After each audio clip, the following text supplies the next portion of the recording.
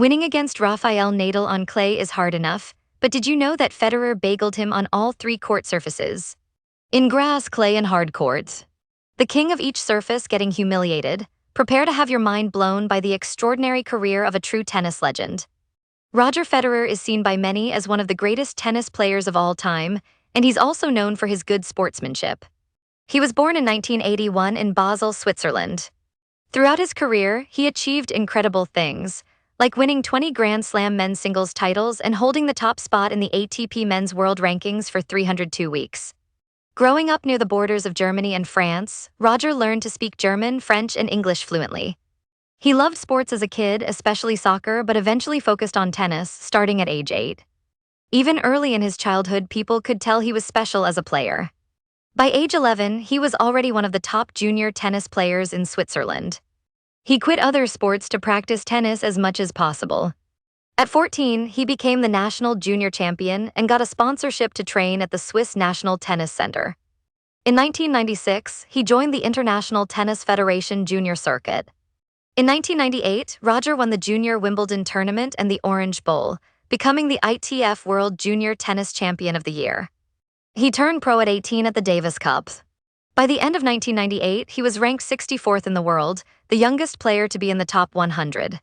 Federer really caught the world's attention in 2001 at Wimbledon when he beat the reigning champion Pete Sampras. In 2002, he entered the top 10 for the first time, ranking 6th overall. Then came his breakout year in 2003. In 2003, he won Wimbledon, becoming the first Swiss player to win a Grand Slam tournament. In 2004, after winning the US Open and Australian Open, he became No. 1 in the world. He also kept his Wimbledon title and secured ATP Masters Series 1000 finals and an ATP Series 500 finals. Even though he was on top, Federer had a tough start to 2005. But he bounced back, winning Wimbledon for a third time and another US Open title. He won 11 of 15 tournaments and won a record of 24 consecutive finals. In 2006, Federer was dominant. He won his fourth Wimbledon title in a row and also secured the Australian Open and US Open. He almost won the French Open but lost to Rafael Nadal. Still, he won 12 out of 17 tournaments and was the world's No. 1 for the third year in a row. Federer began 2007 strong, winning his 10th Grand Slam title at the Australian Open. But he lost to Nadal again at the French Open. Their rivalry was intense. Federer got revenge by beating Nadal in a 5-set Wimbledon final, becoming the second male player to win 5 consecutive times at Wimbledon in over 100 years. He also won a 4th straight US Open title. In 2008, Federer had a slight decline, winning only the US Open and 3 ATP 250 titles. He lost to Novak Djokovic in the Australian Open final, and Nadal ended his 65-game winning streak on grass at Wimbledon. He dropped to No. 2 in the world for the first time in 4 years. But Federer came back stronger in 2009, winning the French Open against Robin Soderling, completing a career Grand Slam. He also regained the Wimbledon title, defeating Andy Roddick in a 5-set final. It was his 6th Wimbledon triumph and a record 15th Grand Slam title, and he became No. 1 again. He continued to play well, battling injuries and younger competitors. He is also a Laver Cup champion. Federer's game is built on weapons. He may not have the biggest serve, but his accuracy, consistency, and disguise make him one of the hardest players to break. His forehand is among the best of all time, which he mixes with slice and drive. Coach Simon Konov notes Federer's relaxed motion helps him generate effortless power using major muscle groups. When injured, he refined his backhand with coach Ivan Ljubicic, particularly taking the ball earlier to prevent Nadal's topspin from pushing him off the court. His footwork is exceptional, which allows him to move effortlessly around the court. His longtime fitness trainer, Pier Paganini, continually helps him in this regard. Federer was known for his aggressive all-court playing style, evolving his tactics over the years, and his longevity is something everyone looks up to. Initially, he attacked the net more frequently, but he adapted as tournaments slowed down, relying more on his dominant forehand.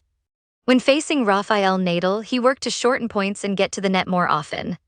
Also, to improve his backhand, Federer hired Ivan Ljubicic. Throughout his career, Federer has held many significant records in the Open era. In Grand Slam tournaments, he has reached 10 consecutive finals, 23 consecutive semifinals, and 36 consecutive quarterfinals.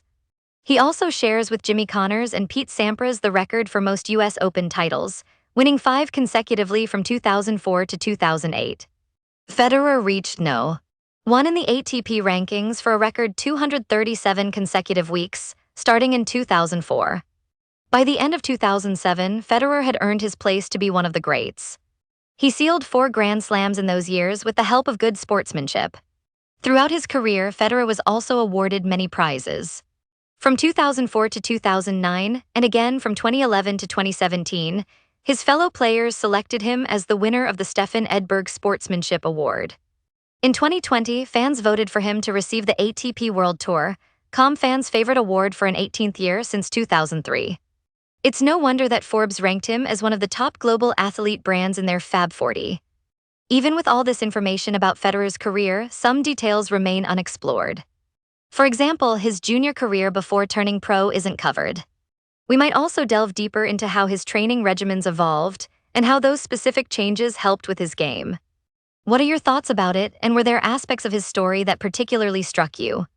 If you found this story inspiring, please like, share, and subscribe to our channel for more amazing stories of legendary figures. We also cover other figures on the list such as Nikola Tesla, Malala, etc. Keep watching and keep learning.